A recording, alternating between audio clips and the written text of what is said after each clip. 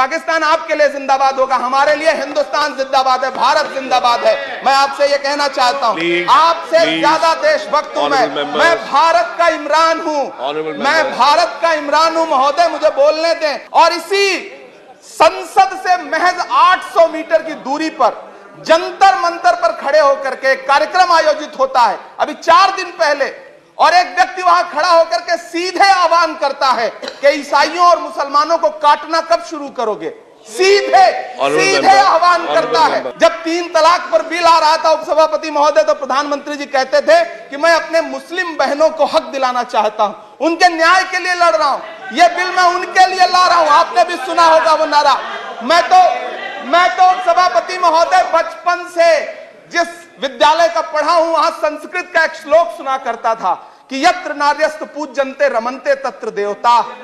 मैं इसे सुना करता था। मैं तो उनसे कहना चाहता हूं कि तुमने नफरत का जो बाजार सजाया हुआ है, तू ये कहता है मुसलमान पराया हुआ है, आजा दिल चीर के दिखलाऊं वतन का नक्शा, मेरा भारत मेरी सांसों में समाया हुआ है। इसी थके हुए दस्ते तलब से मांगते हैं, इसी थके हुए दस्ते तलब से मांगते हैं, हम अपने जख्मों का मरहम तो कब से मांगते हैं, वो भीख मांगता है हाकिमों के लहजे में, हम अपने बच्चों का हक भी अदब से मांगते हैं। अमृत काल में भी जो बजट पेश किया जाता है, उसमें जो अल्पसंख्यकों का बजट है उसमें 38% की कटौती की जाती है, और फिर कहा जाता है कि हम सबका साथ सबका विकास का दावा कर रहे हैं। मदरसों के जो शिक्षक हैं उनका कई साल से उनको वेतन नहीं दिया गया है। हमारे पास उनके फोन आते हैं, वो कहते हैं कि हमारी बात सदन में उठाइए, हम भूखों मर रहे हैं, हमारे घरों में चूल्हे नहीं जल रहे।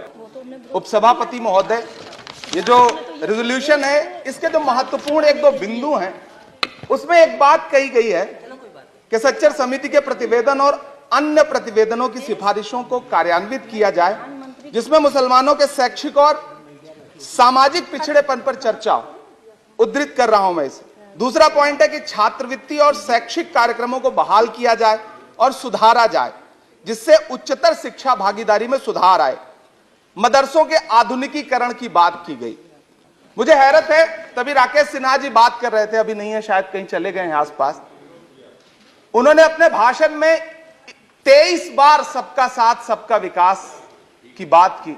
अभी गीता जी बोल रही थी, उन्होंने भी कहा कि सबका साथ सबका विकास का बजट आया है, लेकिन वो इसके, ये जो रेजोल्यूशन है, इसके विरोध में क्यों है, मैं समझ ही नहीं पा रहा हूं। अगर आप सबका साथ सबका विकास का दावा कर रहे हैं, सबका साथ सबका विकास के नारे लगा रहे हैं, तो अगर एक पर्टिकुलर एक कम्युनिटी जो जिस सच्चर कमेटी की सिफारिशों में यह तय हो गया है कि वो दलितों से भी बदतर स्थिति में है, उसका आर्थिक सामाजिक स्थिति ऐसी है, अगर उसके उत्थान के लिए कोई बिल बात कर रहा है, तो फिर उसके विरोध में है क्यों? दरअसल ये वही मानसिकता है जो लगातार काम कर रही है, जिसके तहत अमृत काल में भी जो बजट पेश किया जाता है, उसमें जो अल्पसंख्यकों का बजट है उसमें 38% की कटौती की जाती है, और फिर कहा जाता है कि हम सबका साथ सबका विकास का दावा कर रहे हैं। ये कौन सा सबका साथ सबका विकास का दावा है? मदरसों के जो शिक्षक हैं उनका कई साल से उनको वेतन नहीं दिया गया है।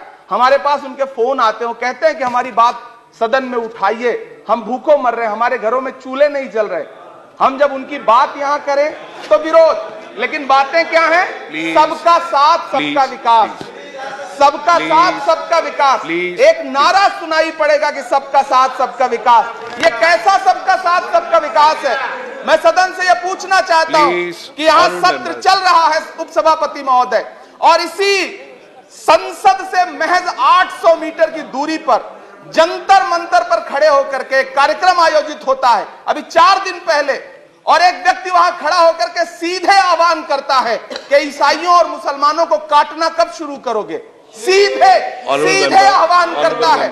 और सभापति उपसभापति महोदय, मैं पूछना चाहता हूं कि दिल्ली पुलिस उस पर कोई कार्रवाई नहीं करती, उल्टा जो मीडिया उसको दिखाने का प्रयास करती है उनको नोटिस भेजा जाता है। ये कौन सा सबका साथ सबका विकास है उपसभापति महोदय?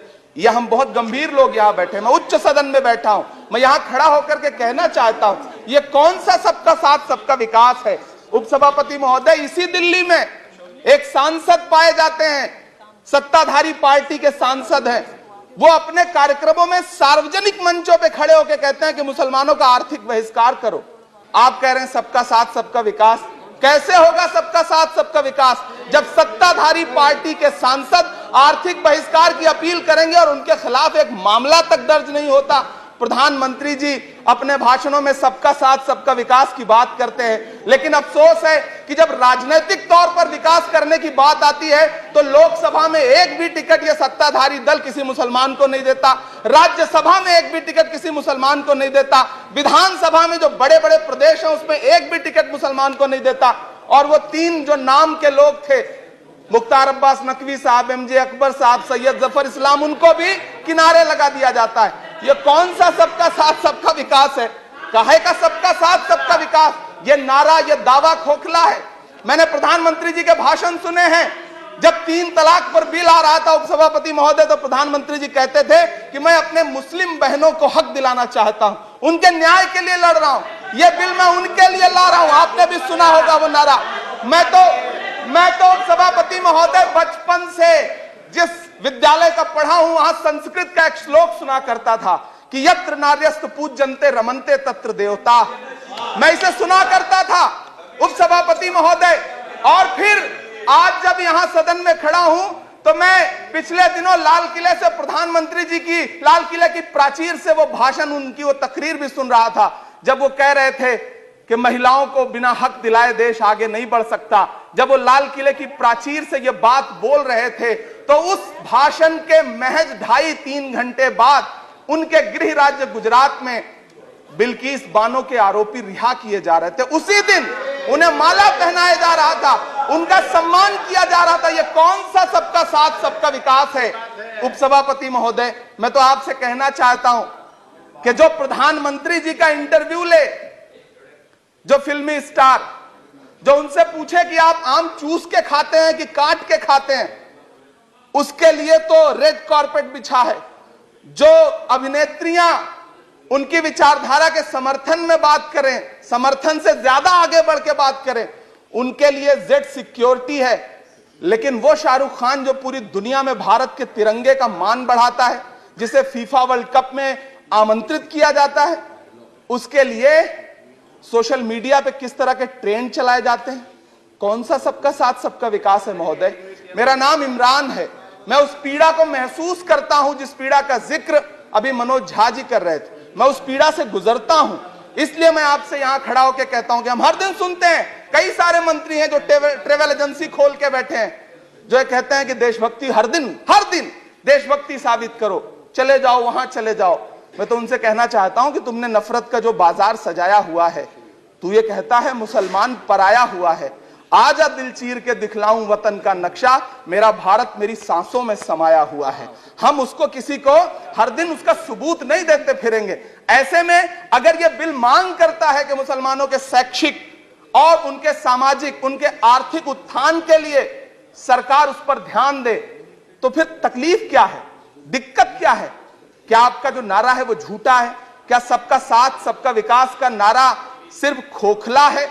बजट से तो यही जाहिर होता है, आप लगातार घटाते जा रहे हैं बजट, आप लगातार कटौती करते जा रहे हैं। पूरे देश में प्रधानमंत्री जी दावा करते थे सबका साथ सबका विकास के नारे के साथ कि 2022 में हर व्यक्ति के छत पर, घर पर, सर पर छत होगी। यह प्रधानमंत्री जी का उद्धृत किया गया बयान है।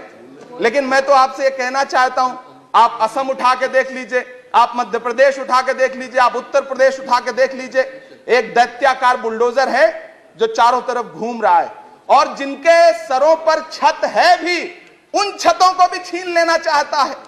लेकिन क्या प्रधानमंत्री जी इसे देखते नहीं है? क्या भारतीय जनता पार्टी सरकार के जिम्मेदार नेता इसे देखते नहीं है कि वो बुलडोजर सिर्फ लोगों का घर नहीं कुचल रहा है, संविधान को कुचल रहा है, लोकतंत्र को कुचल रहा है। गुवाहाटी हाई कोर्ट की वो का स्टेटमेंट सुनिए आप, पटना के एक जज साहब का स्टेटमेंट सुनिए आप, फिर अदालतों का क्या काम रह जाता है?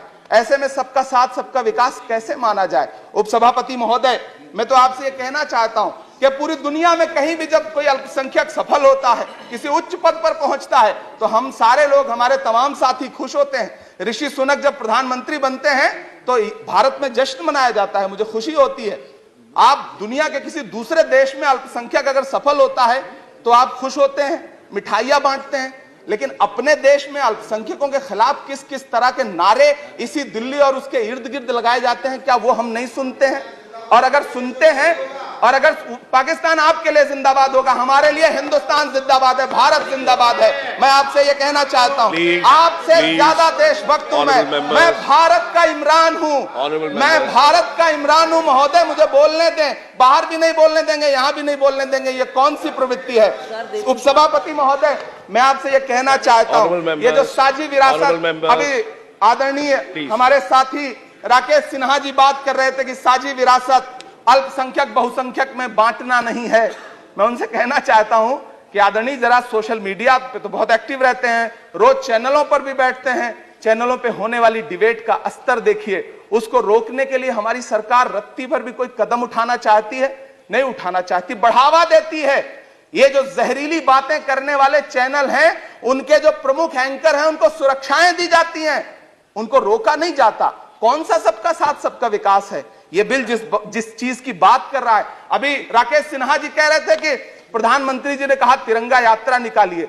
मुझे पूरा विश्वास है कि प्रधानमंत्री जी ने कठुआ के बलात्कारी के समर्थन में तिरंगा यात्रा निकालने के लिए कभी नहीं कहा होगा, लेकिन फिर भी निकली, लेकिन किसी ने रोका नहीं, किसी ने कोई आवाज नहीं उठाई। उपसभापति महोदय, दर्द बहुत सारे हैं, लेकिन ये जो रेजोल्यूशन लेकर के आए हैं उसमें जो शैक्षिक और आर्थिक बातों को उद्धृत किया गया है, मैं आपसे अनुरोध करूंगा कि इसे देखा जाए, इसे जांचा जाए।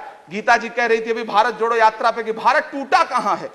भारत टूटा नहीं है, भारत को कोई तोड़ भी नहीं पाएगा। भारत को तोड़ने का सपना देखने वालों को हमारी आदरणीय इंदिरा गांधी जी ने 2 टुकड़ों में तोड़ दिया था, बांट दिया था। भारत को कोई तोड़ नहीं पाएगा, लेकिन भारत देश में आर्थिक तौर पर, सामाजिक तौर पर जो बंटवारा करने की साजिश मौजूदा सरकार और सरकार के आनुषंगिक संगठन कर रहे हैं, जो आनुषंगिक संगठन कर रहे हैं, उनको रोकने के लिए सरकार क्या कर रही है?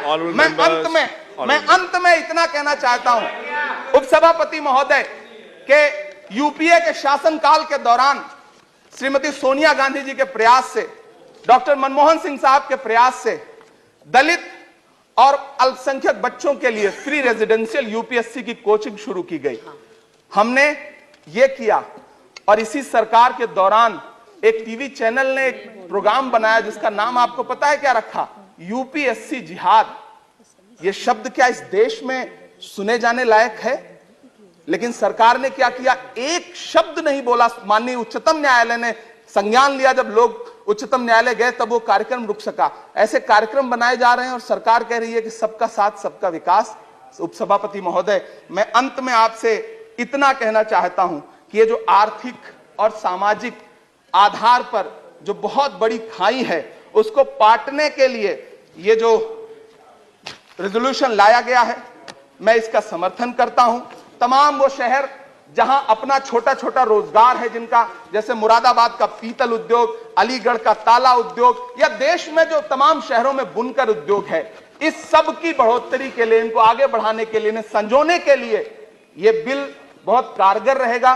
शैक्षिक तौर पे लोगों को आगे लाने के लिए बहुत कारगर रहेगा। तो मैं ये रेजोल्यूशन बहुत कारगर रहेगा। और मैं अपने सत्ता पक्ष के साथियों से कहना चाहता हूं कि रिश्तों की ये नाजुक डोरें तोड़ी थोड़ी जाती हैं, अपनी आंखें दुखती हों तो फोड़ी थोड़ी जाती हैं। हम भी इसी देश का हिस्सा हैं। हम आपसे अनुरोध करते हैं कि इस रेजोल्यूशन को संजीदगी से लिया जाए। मैं इसके समर्थन में अपनी बात रख रहा हूं। धन्यवाद।